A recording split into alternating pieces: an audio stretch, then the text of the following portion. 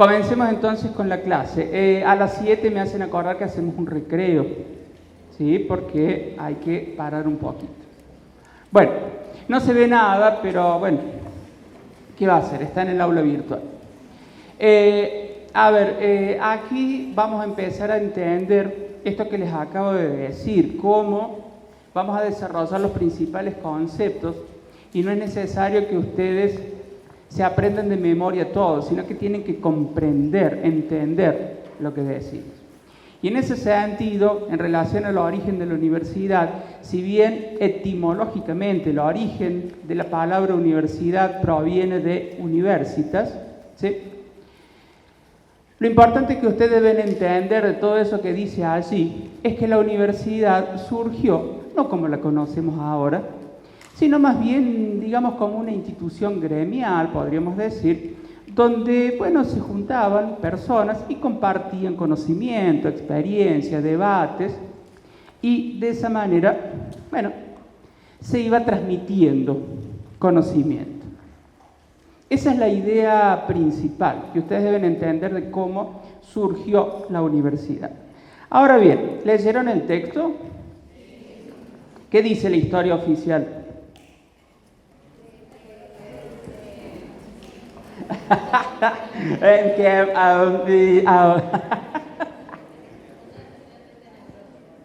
Que se fundaron originalmente en Europa. ¿Cuántos modelos de universidades menciona el texto? No. 6 le clavó. ¿Quién dijo 6? 5. Están locos. 4. Cállate vos. 4. Cualquiera dice. Efectivamente, si uno hace referencia o busca en los textos históricos de historia, va a encontrar que existe una historia oficial en el sentido de que justamente está escrita en esos textos.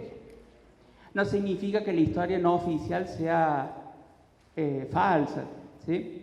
Bueno, en esa historia oficial efectivamente sostiene que las primeras universidades surgieron, ¿sí?, con un objetivo, que ahora lo vemos, pero en la Europa medieval. Bueno, allí tenemos a Bolonia o Bologna, es lo mismo, en Italia en 1088, Salamanca, París, Oxford, etcétera, etcétera. Bueno, está claro que acá hay una fecha importante y un nombre, Bolonia 1088, se los estoy diciendo. Eso es lo que ustedes tienen que ir para ir organizando y para no desesperarse en el estudio. ¿Cuál era la lógica? ¿Cuál era el objetivo de estas universidades? Bueno, en realidad, no como la conocemos ahora, no con el objetivo de producir conocimiento, sino fundamentalmente que le resolvieran los problemas a la gente, pero más que nada, contribuir a una mejor sociedad, una mejor organización de la sociedad. ¿Sí? ¿Qué significa esto? Bueno, teníamos que controlar que estuviera todo en orden, ¿me entienden? El dominio de las voluntades de las personas que conforman la sociedad, justamente para, bueno, que estuviera la sociedad organizada. Y en ese sentido tenemos que hacer referencia a que había una disputa de poder, por así decirlo. ¿Quién eran quienes se disputaban el poder? Bueno, el imperio, en ese caso vendría a ser como el gobierno, y el papado. Claro, ustedes tengan en cuenta que en ese momento la Iglesia Católica tenía una enorme influencia en Europa. ¿Y qué se disputaban? Y chicos, la voluntad de la gente. Esto pasó allá y suena horrible lo que estoy diciendo, pero siguió pasando y sigue pasando. Está claro. Uno dice, somos libres. ¿Libres de qué? Podríamos empezar a filosofar un montón, pero no nos vayamos porque si no, no terminamos la clase. En cualquier caso, se disputaban esas voluntades, el dominio de esa voluntad. Pero fíjense que puede sonar horrible, pero eso tuvo un beneficio. Y ustedes me dirán, ¿pero cuál? Y bueno, si la universidad se transformaba en la institución que era capaz de transmitir esos valores morales para mantener a la sociedad organizada, pues creamos universidades. ¿Me entienden? Entonces el valor, lo positivo fue que se empezaron a crear universidades, las dije recién, Bolonia, Salamanca, París, etcétera, etcétera. Pero el otro gran beneficio fue que esas primeras universidades empezaban a ser autónomas. Este es un concepto que vamos a ver mañana. ¿Autónomas de quién? Bueno, del imperio y del papado. Claro, que era una autonomía hasta cierto punto, pero básicamente el Papa decía, bueno, está bien, me meto un poquito, pero no tanto, porque si no se me va a dar cuenta el emperador lo mismo. Entonces las universidades empezaron o surgieron con ese objetivo siendo autónomas. ¿Se entiende? Entonces, de alguna manera, es un beneficio. Claro que no era una autonomía como tal, como la vamos a conocer mañana, pero eso fue un beneficio, sí.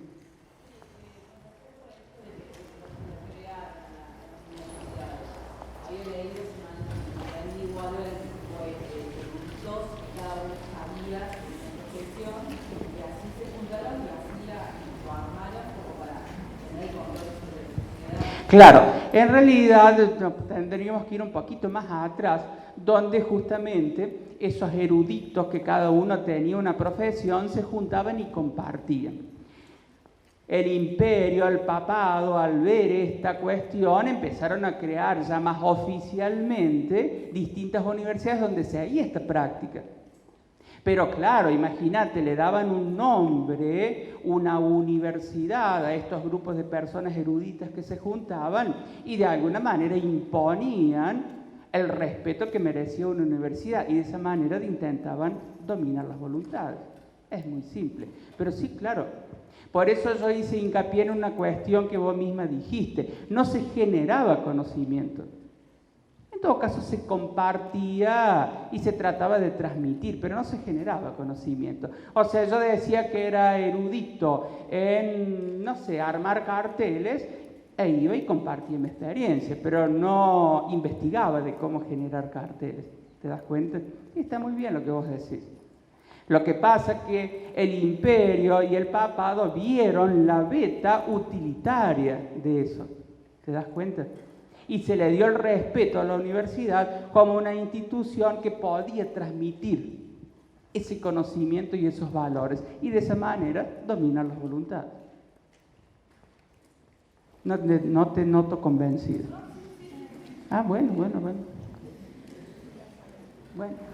La historia no oficial hace referencia, justamente a otras universidades. En realidad podríamos decir otras instituciones que no se llamaban universidad como tal, pero que tenían la misma lógica que estás diciendo vos. De hecho, si nos podemos llegar al Liceo de Aristóteles o la filosofía platónica, donde si bien no había una universidad como tal, hacían esto, se juntaban eruditos, compartían su conocimiento y sentaron las bases para una universidad. Lo que es Palestina, Babilonia también. Sabemos que allí se redactaron distintos textos que sentaron las bases para una universidad. Sin embargo, esta historia no oficial reconoce a la Universidad de Nalanda en el año 450, mucho antes que Bolonia, ¿sí? Donde en India esto está, donde estudiantes de China, de India y de otros países cercanos estudiaban el budismo. Pero también con la misma idea, el budismo como una religión para tratar de dominar esas voluntades. ¿Se dan cuenta? En cualquier caso, llamamos historia no oficial porque justamente no son reconocidas como tales, como universidad, pero la lógica que estamos diciendo también se aplica a estas universidades. Esta universidad finalmente cerró, dejó de funcionar, pero sí hay que mencionar una, chicos, no sé marroquí, si alguien lo sabe lo puede decir, la Universidad de Al-Karajiwi, qué sé yo, parece que dijera algo raro, el carajo, pero bueno, en Marruecos en el año 859 y que actualmente sigue funcionando.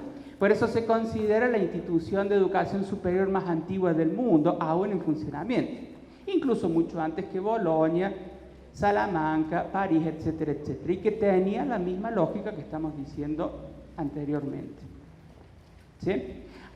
La misma lógica en el sentido de transmitir esos valores morales y rectores para una organización de la sociedad. Teniendo esta idea en mente, vamos a las historias. Independientemente de lo que estemos, del lugar físico, geográfico que estemos hablando, lo que dice arriba es que era la institución rectora, ideal para transmitir estos valores o los fundamentos de una sociedad organizada. De hecho, chicos, analicemos ejemplos concretos.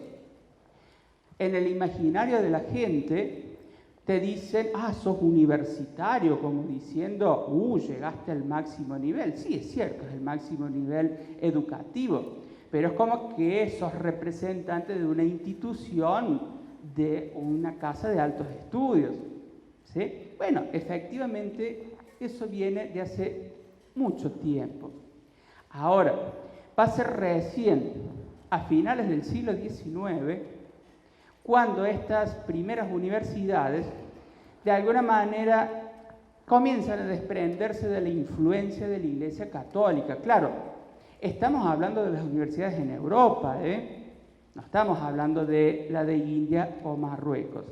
En cualquier caso, ese desprendimiento de la influencia de la Iglesia Católica permitió que se diversificaran los objetivos de las universidades. Y allí surgen los modelos, que dijimos hay 4, no 6 clavó por las dudas, o 5. ¿Cuáles son? Alemán, francés, anglosajón,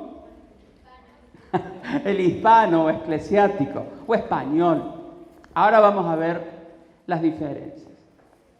Efectivamente, la autora menciona principalmente 3 modelos de universidad, pero luego agrega el modelo eclesiástico o español o hispánico, que va a ser el modelo que van a tomar estas universidades de nuestro país, y después lo van a entender por qué.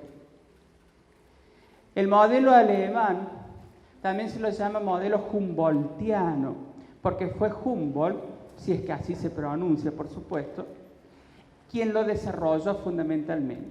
Luego de la caída del Imperio Romano, lo que hoy conocemos como Alemania, el emperador alemán dijo, apostemos a la universidad, a la generación de conocimiento para sacar a flote a este país. Bueno, mal no le fue.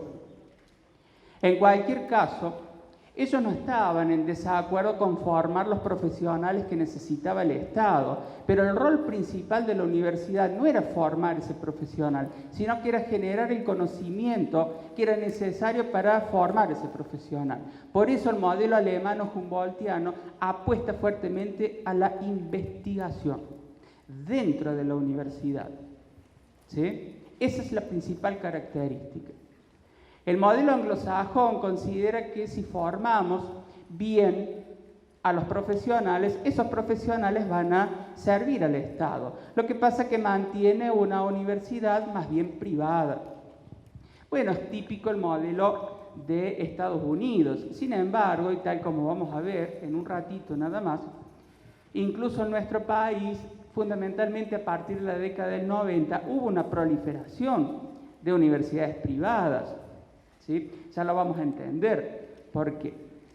Lo que pasa es que en todos los países del mundo existen universidades privadas. Lo que no existen en todos los países del mundo son universidades públicas, como si lo existe o es esta universidad. El modelo francés o napoleónico en el sentido que, bueno, fue Napoleón el que derrotó al Imperio Romano, sostiene que la institución, la universidad, tiene un carácter funcional. ¿Qué significa esto? Que forma funcionarios al servicio del Estado, de un Estado que es burocrático, básicamente, y tiene un fuerte tinte profesionalizante, forma a los profesionales. Ustedes deben entender que esa universidad ayudaba a la consolidación de ese Estado francés que, bueno, después de la ruptura del imperio, tenía que fortalecerse. Y eso mismo va a pasar en nuestro país. Nuestro país, después que se independizó, ¿sí?, necesitaba consolidarse, necesitaba profesionales que ayudaran a consolidar ese reciente Estado. Y esos profesionales los formaban las universidades. De ahí que forma profesionales al servicio del Estado. Voy muy rápido, ¿van entendiendo algo o ya se fueron al Caribe y están disfrutando la playa? ¿Entienden algo de lo que estoy diciendo? Bueno, se joden ustedes si se pierden. Leticia Luque hace referencia también efectivamente al modelo eclesiástico o hispánico. El modelo eclesiástico hispánico también forma profesionales, lo que pasa que tiene un carácter fuertemente teológico, o sea, lo que imparte es conocimiento teológico de la religión, incluso más. Las universidades no son ni públicas ni privadas, directamente dependen de la iglesia. Por eso las primeras universidades, incluso esta que estamos nosotros aquí, al principio, ahora lo vamos a ver en la historia argentina, dependía de los jesuitas, dependía de la iglesia. Por eso esta universidad arranca bajo un modelo hispánico, eclesiástico, dictando solo contenidos relacionados a la filosofía y la teología y dependiendo directamente de la iglesia católica, obviamente sin nada de autonomía. ¿Se entiende? Esa es básicamente la diferencia entre el modelo hispánico y el francés. ¿Qué te pasa? La diferencia entre el modelo francés y el anglosajón. ¿Cuál es? Bueno, no te enojes, me estoy preguntando al resto, no a vos. ¿Cuál es la diferencia? ¿Vos lo sabés? Cállate. Pero así es eso. Dale.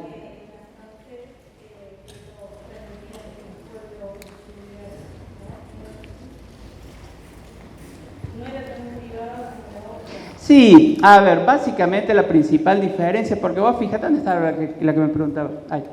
Vos fíjate que en realidad la idea es formar profesionales para responder a demandas de un Estado o demandas de una sociedad, ¿sí? Lo que pasa es que el modelo anglosajón no solamente que mantiene una privatización de la educación superior, sino que también forma profesionales no solamente para el Estado o responder demandas sociales, sino también se supone que para las empresas privadas, ¿sí? Pero también hace referencia más que nada a responder demandas de la sociedad. Por eso incluye empresas que son privadas. El modelo francés es un típico modelo profesionalizante que forma a esos profesionales para el servicio de un Estado burocrático. Solamente, es como que lo privado, bueno, no importa. Eso es básicamente, pero apuntan a lo mismo, a formar profesionales, ¿sí? No va a haber una pregunta que te diga cuál es la diferencia, porque es muy sutil, ¿sí? Y deberían conocer mucho más, así que tranqui. No va a haber ese tipo de preguntas. ¿Qué hora es? Digo para el recreo. Bueno, sigamos un ratito. Lo que pasó en nuestro país, volvemos el tiempo para atrás, porque habíamos llegado a fines del siglo XIX, cuando las universidades empiezan a desprenderse de la influencia de la Iglesia Católica. En nuestro país, cuando llegó España aquí, de alguna manera se trajo este modelo hispánico, eclesiástico, donde llegaron los jesuitas y se trató de imponer una educación homogeneizadora, que fuera igual para todos, masiva, y de cierta manera desigual. Desigual, ¿por qué? Porque se trataba de imponer una educación sin escuchar lo que tenían para decir la gente que ya vivía aquí. En ese marco es que se fundan distintas instituciones jesuíticas. De hecho, nuestra provincia tiene varias de estas instituciones, hoy declaradas como Patrimonio de la Humanidad, y una de ellas fue el Colegio Máximo de Córdoba. Colegio Máximo de Córdoba que se funda en el año 1613. ¿Sí? Ese Colegio Máximo de Córdoba, del año 1613, fundado por el jesuita Diego de Torres, y Trejo y Sanabria, claramente esto es una fecha importante, es el nacimiento de esta universidad, chicos. Eso es o hace que sea una de las universidades más antiguas de toda América. Es cierto que después, años más tarde, unos añitos después, en el 1621, el Papa de ese momento le otorga la potestad a ese Colegio Máximo de Córdoba de conferir títulos de grado, lo que de alguna manera lo transformó, por así decir, en una universidad. Pero la fecha de nacimiento de esta universidad se considera en el año 1613. Obviamente, esa universidad recién nacida, al depender directamente de los jesuitas, seguía un modelo hispánico o eclesiástico. Por lo tanto, los contenidos que allí se dictaban eran claramente contenidos relacionados a la teología y la filosofía. En ese interín, en el año 1687, se crea también otras instituciones, en particular quería destacar el Colegio Montserrat. Para los que son de Córdoba conocerán la importancia del mismo, es un colegio secundario que depende de esta universidad y también terciario, porque se cursan algunas carreras terciarias. ¿Alguien fue al Montserrat secundario? Así tenemos una, dos. Sí, es complejo, porque tiene un cupo. Sí. Sí, sí. ¿Y quién ingresaste? Sí. Igualmente, no me acuerdo el año, si vos que fuiste o vos, háganme acordar, el Colegio Montserrat, bueno, fue un colegio bastante conservador y hasta hace poco tiempo era solo para hombres. ¿No se acuerdan cuándo se habilitó para las mujeres también? Yo no me acuerdo el año. Ah, no para el secundario. Ah, para martillero. Sí, es cierto. Vos sabés que me parece que no es tanto, me parece que fue en la década del 2000, ahí. No me suena tanto los 90, porque los 90 yo llegué acá a Córdoba en el 96 y no, me parece que fue, pero puede ser. Sí, 2000 y algo. Para mí sí, que se armó un despelote terrible, ¿se acuerdan? Fue una cosa que como las mujeres iban a corset. ¿2004? Sí, viste, me parecía que era por ahí. Cómo las mujeres iban a pisar el Colegio Montserrat, un despelote se armó terrible. Va, en fin, la cuestión es que, volviendo a esto, hoy en día el Colegio Montserrat, si no lo conocen, vayan a visitarlo algún día, porque, bueno, son estructuras edilicias que son del tiempo de la colonia, ¿sí? Tiene las paredes anchas así. Cuando hace calor, cuando hace frío, hasta que sea en frío se caliente, pero vayan y visítenlo. Además, ahora al frente se ha inaugurado un museo que es libre y gratuito, así que es lindo. Toda esa parte es muy linda. En cualquier caso, hay un hecho que hay que destacar, que los jesuitas estuvieron a cargo de esta universidad hasta 1767. Fíjense, un montón de tiempo. Todo ese tiempo, o sea, más de 100 años, esta universidad dictó contenidos teológicos y filosóficos. Ese cambio en 1767 de los jesuitas a los franciscanos, no importa que se acuerden que fueron los franciscanos, pero sí importan del hecho. ¿Por qué? Porque los franciscanos de alguna manera empezaron a abrir un poquito más, a diversificar. La idea que no solamente se transmitieran contenidos teológicos y filosóficos, sino que también empezaran a haber otros contenidos. En particular, se incorporó a la carrera y se creó la Facultad de Derecho y Ciencias Sociales, la facultad más antigua que tiene esta universidad.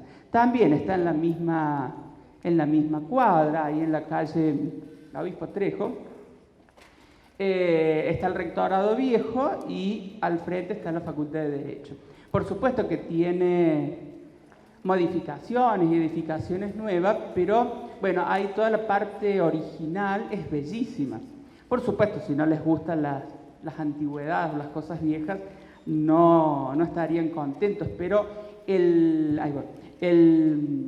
despacho del decano es de esta época, es una maravilla. Dale.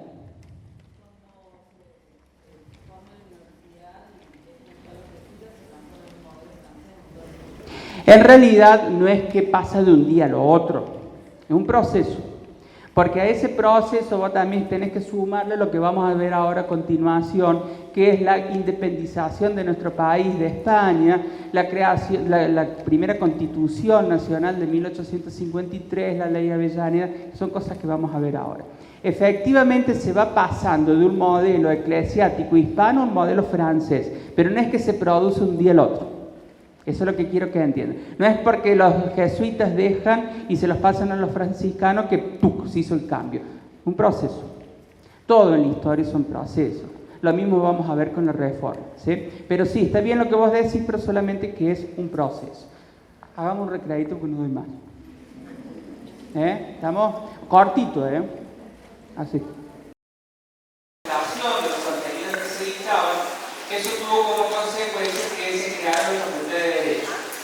Pero también para la misma época se le asigna como rector de esta universidad a Gregorio Funes. Gregorio Funes también tenía un espíritu muy progresista y entendía que no solamente se debían dictar contenidos relacionados a la filosofía o la teología, sino otros contenidos relacionados más con ciencias duras, ¿sí? Como la matemática, álgebra o la geometría. Eso también abrió la puerta a que se empezara a pensar en la creación de la Facultad de Ingeniería, ¿sí?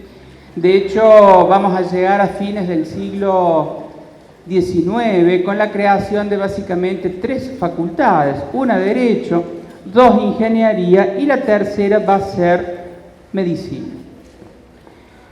En cualquier caso llegamos a la independencia de nuestro país y allí se redacta la primera Constitución en el año 1853. Y fíjense en que uno de sus artículos sostiene que el Congreso de la Nación tiene atribuciones para legislar, o sea, redactar leyes que regulen la educación superior. De alguna manera empezaba el Estado a asumir el control de las universidades. De hecho, al año siguiente, en el año 1854, se concreta el pase de la Universidad de Córdoba a jurisdicción nacional. Se nacionaliza y a partir de ese momento podemos hablar de la Universidad Nacional de Córdoba. Años más tarde, aquí vamos a tener que destacar 2 hechos principales.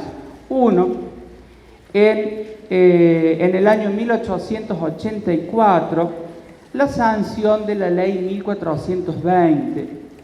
La Ley 1420 fue la primera ley de educación que tuvo nuestro país. Esta ley mencionaba que la educación primaria era obligatoria, laica, o sea, sin participación de las religiones, y gratuita, ¿sí? O sea que se asumía la gratuidad de la educación. Hoy en día en nuestro país, a partir de la sanción de otras leyes de educación, tenemos hasta la educación secundaria como obligatoria, ¿sí? Pero fíjense en que en el modelo que veníamos diciendo de una educación masiva, homogeneizadora, se establece ese objetivo, porque esta era obligatoria para todo el mundo y gratuita. Esto en relación a la educación primaria, pero también hay un nombre que es importante destacar y es Avellaneda. Al año siguiente, en el año 1885, se sanciona la Ley 1597. Esa es conocida como la Ley Avellaneda. La Ley Avellaneda es importante porque ya hace mucho tiempo, pero es la primera ley en nuestro país que aborda aspectos de la educación superior, ¿sí? Fíjense en que mañana vamos a ver que la Ley de Educación Superior, que fue sancionada en el año 1995, pasaron un montón de tiempo, ¿sí? Por lo tanto, la Ley Avellaneda, con algunos cambios en el medio, estuvo vigente todo ese tiempo. Es una ley para su momento visionaria porque plantea aspectos, sí. Ah, sí, sí. Hay que venir todos los días. No son obligatorias las clases. Vos podés venir si querés o no. Recuerden, está bueno que lo aclaremos. Recuerden que las clases teóricas se dan los martes y jueves. Y usted me dirá, pero si hoy es miércoles. Excepcionalmente hoy se da clase teórica. Pero mañana, como es jueves, voy a dar la clase teórica de los textos que siguen de la unidad número 1. Y el viernes comienzan los prácticos. ¿Sí? Sí, a partir de ahora eso es todos los días. Igual no es obligatorio. Y mañana vamos a ver esto, por eso digo mañana. La cuestión es que me hiciste perder. La ley Avellaneda. La ley Avellaneda plantea sí, ahora me hace perder ella. ¿Qué?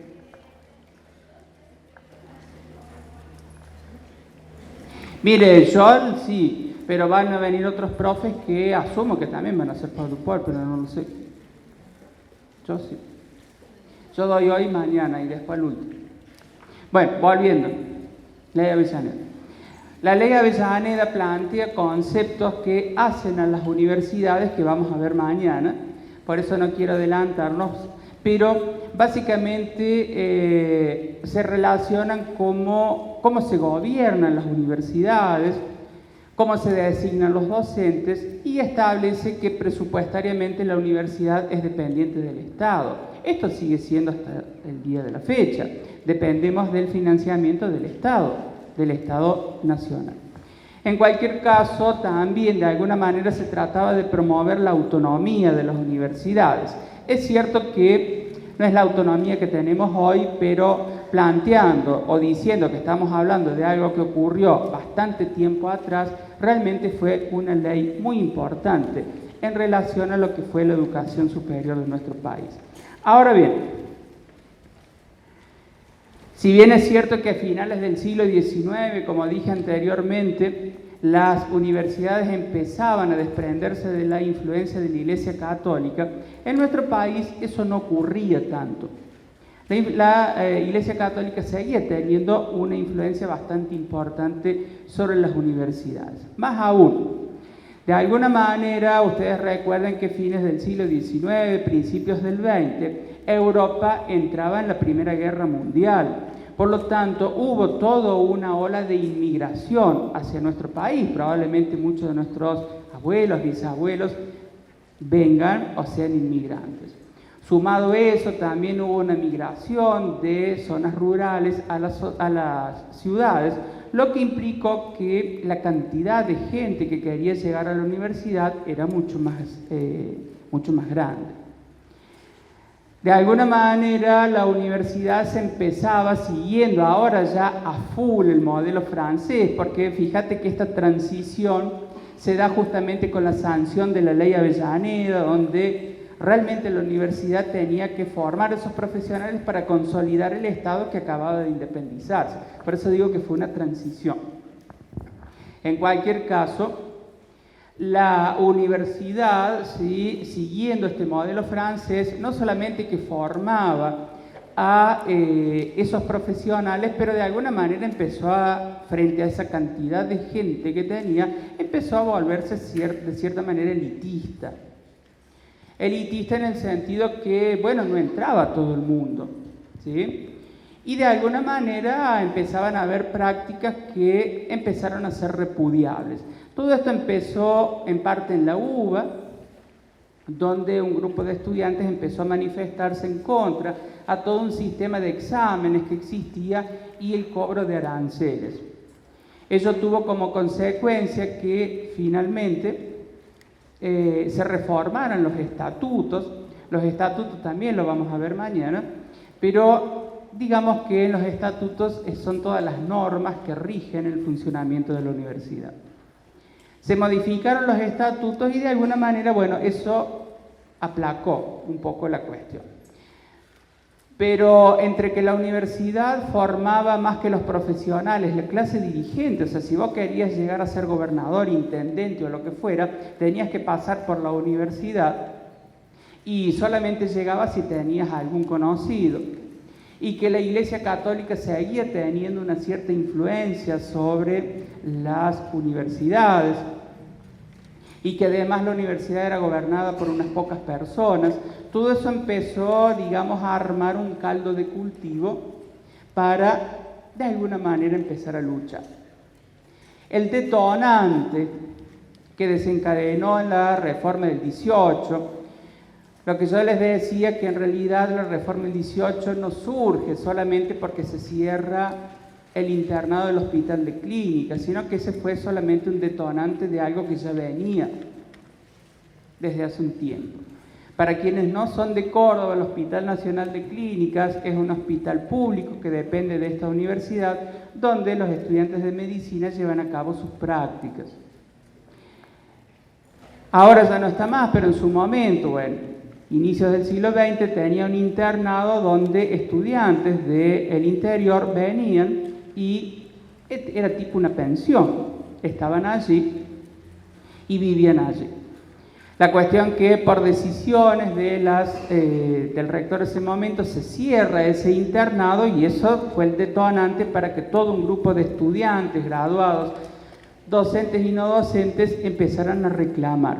No solamente por la reapertura de ese internado, sino por muchas otras cuestiones que ahora las vamos a ver, pero básicamente que la universidad dejara de formar solo unos pocos, que fuera más abierta, con funciones sociales, etcétera, etcétera. Bueno, allí se crea un comité pro reforma para tratar justamente de abordar esta problemática. Finalmente la universidad es intervenida por la Nación, se deja sin efecto ese cierre de ese internado y se reabre. Pero las cuestiones de fondo, que la influencia de la Iglesia, la universidad elitista, formar la clase dirigente, no estaba solucionado. Se elige un nuevo rector en septiembre del 18, la elección tuvo sus complejidades, sus complicaciones, y eso llevó a que ese rector no fuese reconocido, lo cual tuvo consecuencia que se interviniera nuevamente la universidad y finalmente los principios de la reforma, aquello por lo cual se luchaba, se empezara realmente a trabajar y se empezaran a incorporar en los estatutos. Entonces digamos que fue después de la segunda intervención que finalmente los preceptos de la reforma del 18 empiezan a ser implementados. ¿Por qué luchaban? Por varias cosas. En primer lugar, la incorporación de sectores populares a las universidades. No podía ser que aquellas personas que inmigrantes o que venían de zonas rurales no tuvieran acceso a la universidad. La otra cosa es la autonomía. ¿Autonomía en relación a quién? Fundamentalmente al Estado y fundamentalmente a la Iglesia Católica. Debía ser autónoma, debía ser laica la universidad. Cogobierno. La universidad no podía ser gobernada por una o dos personas, sino que tenía que ser gobernada por muchos. Ese es un concepto que vamos a ver mañana. De hecho, tenemos un rector, pero el rector no es el órgano máximo de gobierno de la universidad. Lo mismo va a pasar en la facultad.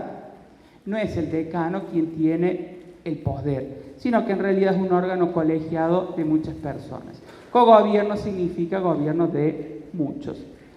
La función social, la universidad no podía estar ajena a las necesidades de la sociedad. Tenía que llegar a la misma y proveer las soluciones que la gente necesitaba. Fíjense en un perfil más cientificista. Ojo, los reformistas en realidad no estaban en desacuerdo con el modelo francés. No es que decían que no había que formar profesionales, decían que sí, pero también que había que investigar, pero no de acuerdo al modelo alemán.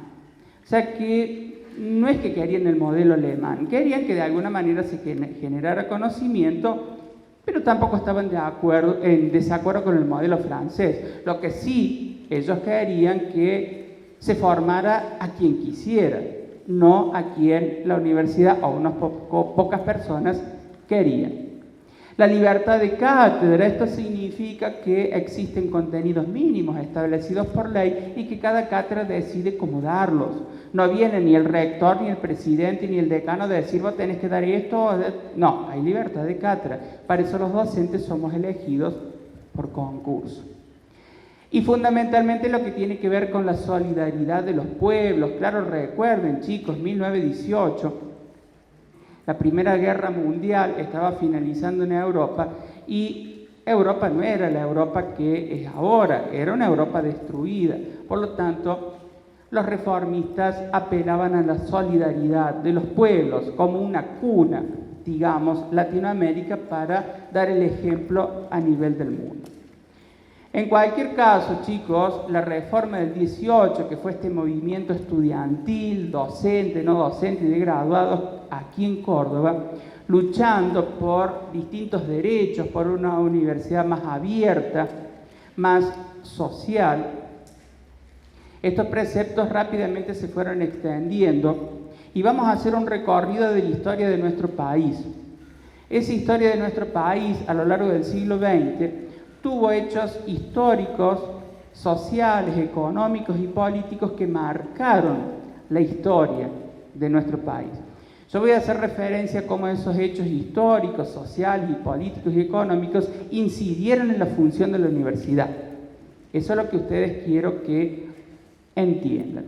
Y en ese sentido vamos a tomar dos parámetros. Momentos históricos donde hubo una apuesta hacia los principios reformistas, básicamente durante la década del 20 y del 60, otros momentos históricos y políticos en la década del 30, del 55, del 66 y hasta el año 82, de movimientos políticos más autoritarios, donde justamente los principios reformistas se quitaron. Y a partir de la recuperación de la democracia en el año 83, una posición más armónica, más sutil. Bueno, veamos un poquito en detalle estas cuestiones. Durante la década del 20 claramente hay una influencia reformista, porque bueno, acababa de suceder la reforma del 18. Esos principios reformistas rápidamente se extienden a otras universidades, Universidad de La Plata, Universidad de Buenos Aires, de Rosario, incluso a países vecinos de Latinoamérica. Pero todo tiene su fin y finalmente en la década del 30 se la llama muchas veces la década infame por las elecciones fraudulentas que hubo en ese momento. En cualquier caso, todos aquellos principios reformistas que se habían adquirido rápidamente son quitados, ¿sí? Las universidades son intervenidas, se quita lo que fue el cogobierno, se recorta el presupuesto y se entra en un momento complejo, por así decir. Los años que siguen, la década del 40, es un tanto extraño. Allí tenemos los primeros gobiernos de Perón, donde acá de política no hablamos porque si no se arma quilombo, después afuera hablamos lo que quieran. Ni política ni religión, de fútbol sí. Asumo que sos celeste, porque si no te va. ¿Sos celeste? ¿Quién está Yarina acá? A ver. Bueno, tampoco levantes la mano tanto vos. Para colmo esta mañana me hice el vivo. Yo soy Belgrano. Sí te tuviste que comer los 3 que le hicimos. Sí, ya sé, 3, ya sé. Yo porque vivo en Alberdi, ¿qué querés que haga? No, ¿sabés cuándo te voy a contestar? Ni te voy a contestar ni vas a entrar nunca a esta facultad.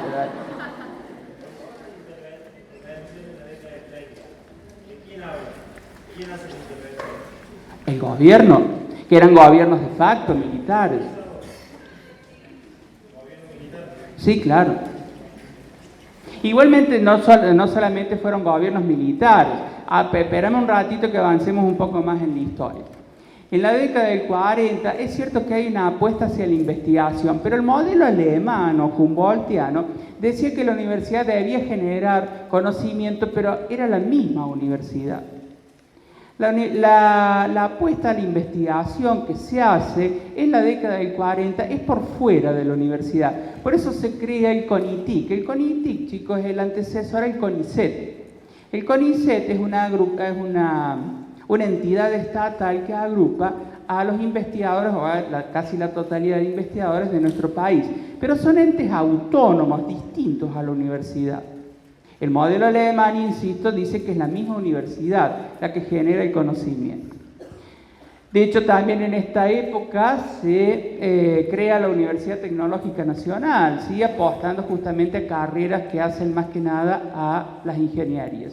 Pero ya les digo, hay una apuesta hacia la investigación, pero por fuera de la universidad. En la década de los 60 se dice que es la edad de oro de las universidades, por varias razones, no solamente porque se devolvieron muchos principios reformistas, sino porque también se aumentó significativamente el presupuesto para lo que fueron las universidades. Y en particular hay todo un auge de las ciencias sociales en esta época. De hecho, aquí surgen las primeras carreras de psicología. ¿La primera en qué año surge? 1954. No. Sí, Rosario sí, pero no es en el 54. No, 58 es acá en Córdoba. 55. En realidad lo que pasó es que en abril del 55 ya estaba la carrera, ya estaba lista para ser aprobada y finalmente se aprueba en el 56. Eso es lo que pasó. Pero no fue ni en el 54 ni en el 58, fue en el 56 en Rosario. 58 se crea aquí después en Córdoba. O sea que hay todo un auge. Bueno, ahí está la foto de la Facu de Psicología de Rosario, bueno, que es la más antigua, la carrera. Aquí en Córdoba se crea no como facultad, sino como escuela, porque en realidad psicología dependía de la Facultad de Filosofía. Esta Facultad de Psicología de Córdoba se crea en el año... ¿Cuándo? 98. No sé quién lo dijo, pero 1998. O sea que es nuevita esta facultad.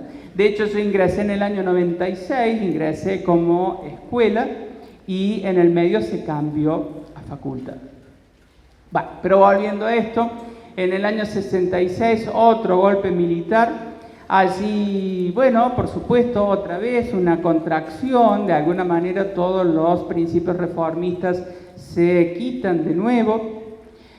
Allí surge esta triste y célebre frase, la fuga de cerebros, donde muchos investigadores que habían sido formados por esta apuesta que se había dado unos años antes, son exiliados, se tienen que ir del país, y un hecho en particular que hace referencia a la represión que sufren estudiantes, investigadores y docentes de la Facultad de Ingeniería de la UBA, la noche de los bastones largos. Pero bueno, básicamente es lo que les venía diciendo de la restricción autoritaria. En cualquier caso, a partir de allí, Perón retorna al país, está el segundo gobierno de Perón, y acá se da una cuestión un tanto paradójica, porque si bien es cierto que se sancionan distintas leyes que intentaban devolver la autonomía a la universidad o llegar a sectores más populares de la sociedad, pero esas leyes por una razón o por la otra finalmente nunca se implementaron. O sea que bajo un gobierno democrático no es que hubo una expansión reformista, hubo una intención, pero finalmente no se llegó. Perón en el año 74 fallece, ¿sí? Y el gobierno es asumido por la entonces mujer de Perón, Estela de Perón. Ese gobierno no fue fácil, hasta que finalmente en el año 76 un nuevo golpe militar rompe el orden democrático. Es quizás el del año 76 hasta el año 82, es quizá uno de los momentos más oscuros de nuestra historia, donde a nivel de la universidad no solamente que hubo intervención de las mismas, contracción autoritaria, porque los principios reformistas se quitaron, sino que incluso docentes, estudiantes, bueno, también tuvieron que exiliarse, hubo desaparecidos, y en particular en las carreras de psicología la persecución fue muy grande. De hecho, muchas carreras de psicología en el resto del país se cerraron o incluso vieron restringido su ingreso. Ahí sí había cupo, no me acuerdo con quién hablaba recién de los cupos. Ah, ya está, ¿entraste? Bueno, y ahí sí había realmente un cupo, ¿sí? Pero bueno, era por una situación en particular. Finalmente se recobra la democracia en el año 83, bajo el gobierno del doctor Alfonsín. No fue una época simple a nivel universidad porque, claro, todo lo que durante años de gobiernos militares no fue simple volver a lo que era antes. Entonces fue un periodo de transición donde se designaron rectores normalizadores con la idea, bueno, de empezar a devolver la autonomía a las universidades, el cogobierno. Finalmente, a la última parte del gobierno de Alfonsín, una profunda crisis social y económica de hiperinflación hace que los recortes presupuestarios a nivel de la universidad fueran bastante severos. Esos recortes universitarios se profundizaron aún más durante el gobierno de Menem, ¿sí?, que siguió en la década de los 90, donde tuvo un tinte más neoliberalista. Allí también lo vamos a desarrollar un poco mañana. Bajo el gobierno de Menem, muchos sostienen que hubo un intento de privatización y mercantilización de la educación. Efectivamente, yo entré en el año 96, nosotros teníamos que pagar un arancel, era creo que $1, era muy poco lo que había que pagar, pero básicamente si no pagabas no podías rendir. Finalmente eso se derogó y durante la presidencia de Menem se sanciona la Ley de Educación Superior, que es una posterior a la Ley Avellaneda, que vimos que había sido sancionada varios años antes. No me voy a detener en esa ley porque lo vamos a ver mañana, como muchos sostienen que esa ley vulnera lo que es la autonomía, la autarquía de la universidad. Pero bueno, fue una época bastante compleja por los recortes presupuestarios que implicó este modelo de Menem. Sí, lo que ocurrió allí, que a partir de la sanción de la Ley de Educación Superior surge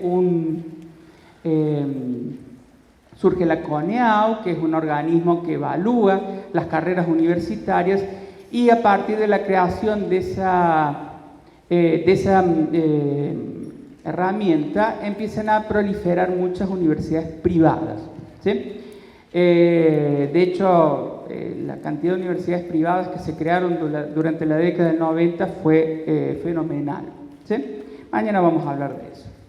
Ya iniciado el nuevo siglo, hay una fuerte apuesta a fortalecer principalmente, no bajo el modelo alemán, pero sí un intento de fortalecer lo que tiene que ver con la investigación, el mayor presupuesto hacia esa área. Es cierto también que hay una mayor apertura a la universidad pública, fundamentalmente sectores populares. Se eliminan las restricciones del cupo, como hablábamos recién con el compañero, por ley. Hoy ninguna universidad pública puede tener cupo, ¿sí? Pero eso también dio lugar a nuevas problemáticas. Bueno, la problemática que ustedes vieron hoy, la masividad, ¿sí? Y lo que tiene que ver con la deserción. Ya van a ver que pasado el primer parcial hay la mitad de la gente. No sé por qué, pero mucha gente termina no viniendo. Y por supuesto no podemos obviar lo que fue la pandemia. Hoy finalmente estamos después de 3 años de nuevo aquí presencial. La pandemia puso de manifiesto una realidad que, bueno, muchos no conocíamos. Decíamos a la tarde que la pandemia nos llevó puestos los docentes y tuvimos que ingeniárnosla para seguir dando clases. no solamente universitarios, secundarios, primarios, todos. Pero puso de manifiesto otra realidad, porque la masividad también seguía. Y de hecho dabas la clase por Meet y en el Meet entra un número limitado de gente, entonces había mucha gente que quedaba afuera. Peor aún, pensábamos que llegábamos a sectores donde de otra manera era imposible llegar y nos encontramos con que muchos estudiantes nos decían, profe, no puedo rendir porque no tengo cámara, no tengo internet o ni siquiera tengo computadora. Bueno, fueron las realidades que nos mostró la pandemia. Seguramente, como decíamos con los chicos del turno tarde, la virtualidad tendrá cosas buenas, tendrá cosas malas. Creo yo, y esta es una opinión personal, que seguramente necesitaremos mucho tiempo para estudiar cómo es o cómo podemos utilizar la virtualidad para impartir conocimiento. Es cierto que hay una limitación para carreras como esta, que es de interés público, que tenés que hacer prácticas. Es imposible hacer una práctica a través de una pantalla, créanme, lo mismo me imagino será para un médico, un enfermero y muchas otras carreras. Bueno, seguramente tendrán que pasar muchos años para tratar de ver si podremos utilizar o no la virtualidad. Lo que sí, yo no veo bien que se crea que podemos reemplazar de un día al otro la presencialidad con virtualidad. No es lo mismo. Yo lo he vivido como docente y no es lo mismo. No estoy diciendo que no sirve. Estoy diciendo que yo creo que hace falta muchos más estudios y también abordar una realidad que, bueno, creíamos que no existía, pero sí está, lamentablemente. Bueno, y como siempre yo cierro las clases con un meme, porque es para cerrar bien la clase y nos vayamos felices y contentos, y por supuesto alusivo a la psicología. Es del gato ese que tiene esa cara. Si tengo problemas emocionales, ¿qué hago? Voy al psicólogo, le dice el gato, ¿y por qué lo pusiste lo publico en Facebook? Bueno, un chistecito para terminar la clase. Escuchen, no se me vayan todavía. Bueno, por supuesto, bienvenidos de nuevo, ya les dije 1000 veces eso. Escuchen, mañana terminamos de ver la unidad número 1, No sé cómo vamos a hacer, pero tenemos que ver 4 textos. Igual, ahora a las 10 yo doy el vivo para así hacemos un repaso y, de los principales conceptos. ¿Estamos? Bueno, váyanse.